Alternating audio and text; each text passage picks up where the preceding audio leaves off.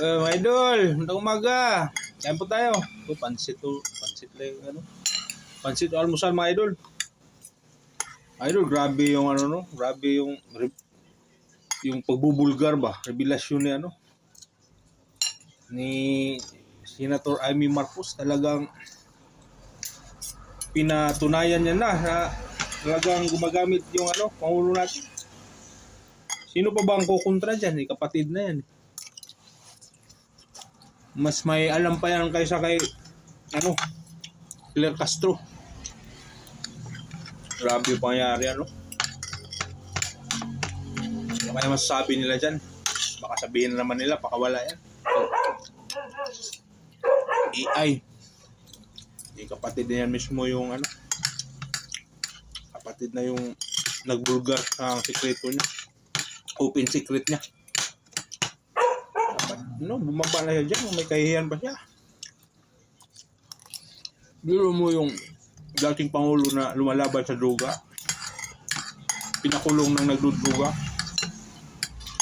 Hindi na maganda sa bansa natin, no? Na mayroon tayong presidente na gumagamit. Gamit mong kapatid na yung nagsabi, ha? Hindi na tayo. Ibang pamilya pala nila yan.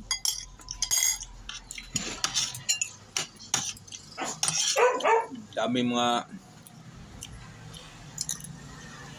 drug addict na pag-uhuli ng mga pulis, pero ito hindi nila kayang ulihin. Pinoprotektahan pa. Wala nang ba natin. Ako sa kanya kung may ano pa siya, kahiyan. Bumaba lang siya. Kasi wala na. Buong bansa na, buong mundo na nakakaalam niyan. Nakakahiya na yung ano natin. Nakakahiya na maging Pilipino. Hindi tulad noon kay Digong na nakaka-proud ng Pilipino kasi sikat-sikat na sa ibang bansa. Proud na proud yung ibang bansa sa atin. Lugmok yung ano natin. Hindi siya mahihiya niyan. Gusto kapatid na yung nagsabi sa kanya, bumaba siya. O sa kanya, baba na. Para mas lalo yung bansa. Huwag niyo isipin yung sarili nila.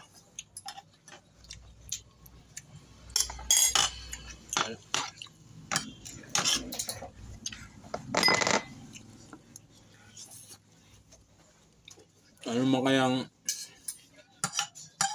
gagawin ng mga kaalyado niya yan? Pagtatakpan na naman yan. Hindi nyo na kayang takpan yan. Alam, kapatid na yung nagbulgar.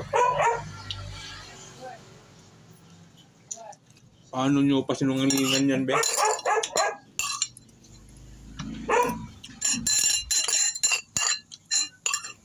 Makinig naman kayo sa mga taong bayan.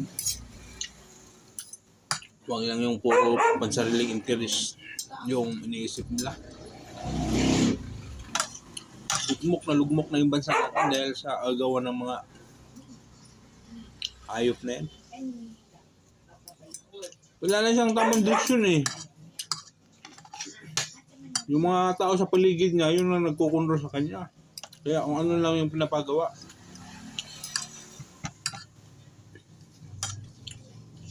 Yun lang po mga idol, salamat.